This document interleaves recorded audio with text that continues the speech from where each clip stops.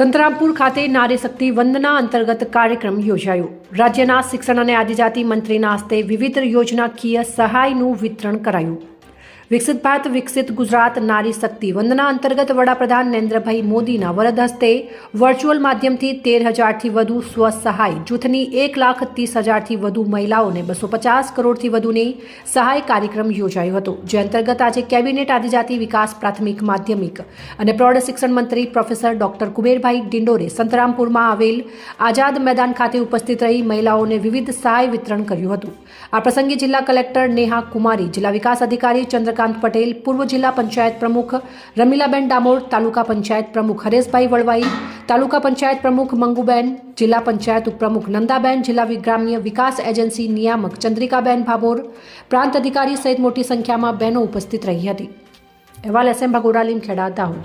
માન્ય દેશના પ્રધાનમંત્રી નરેન્દ્રભાઈ મોદી સાહેબે નારી વંદન કાયદો પસાર કર્યો, એનાથી આગળ વધીને નારી શક્તિનું આજે એનું સાચારનું સન્માન થાય એના માટેનો કાર્યક્રમ પશ્ચિમ બંગાળથી એમને શરૂઆત કરી અને ગુજરાતના માન્ય ભૂપેન્દ્રભાઈ પટેલ સાહેબે પાટણથી આપણી માતા બહેનોને સંબોધીને એના ભાગરૂપે આપણે 182 વિધાનસભામાં આજે નારી શક્તિ વંદન વિકસિત ભારત વિકસિત ગુજરાતના સંદર્ભે કાર્યક્રમો થયા। એના ભાગરૂપે મહીસાગર જિલ્લામાં પણ અમારા સંતરામપુર વિધાનસભામાં આ કાર્યક્રમ થયો।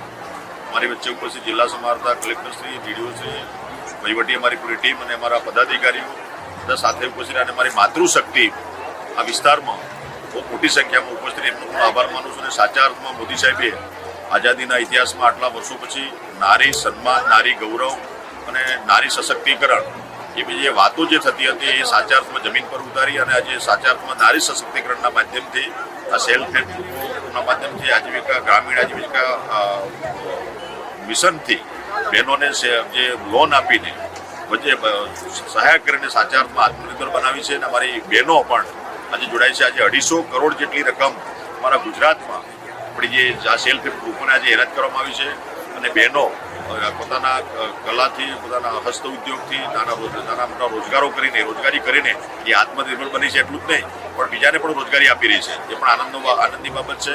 અને આજે મને પણ નારી શક્તિને સંબોધવાનું એનું દર્શન કરવાની મને પણ તક મળી, એ બદલ મારા રાજ્ય સરકારનો અને વિશેષ કરીને માન્ય દેશના પ્રધાનમંત્રી મોદી સાહેબનો જેટલો આભાર માનીએ એટલો ઓછો છે કે આટલા વર્ષો પછી નારીને પોતાનો હક અને અધિકાર મળ્યો છે। આ પ્રધાનમંત્રી આવાસ યોજના હોય તો નારીના નામે છે, મિલકતના ભાગીદાર બહેનોને બનાવ્યા છે, જમીન અધિકારના જે હકો આપ્યા છે, વન અધિકાર પત્રો આપ્યા છે એ પણ બહેનોના નામે આપ્યા છે। બહેનોને વન અધિકાર, જમીનના માલિક બનાવવાનું કામ આપણી ભારતીય જનતા પાર્ટી સરકારે કર્યું છે। આવાસ આપ્યા છે, એમાં પણ બહેનોના નામે મકાનોના નામકરણ થયા છે, આકારણી થાય છે, એ પણ આનંદની બાબત છે। બહેનોને હક અને અધિકાર અપાવવાનું કામ આટલા વર્ષો પછી તે થયું છે।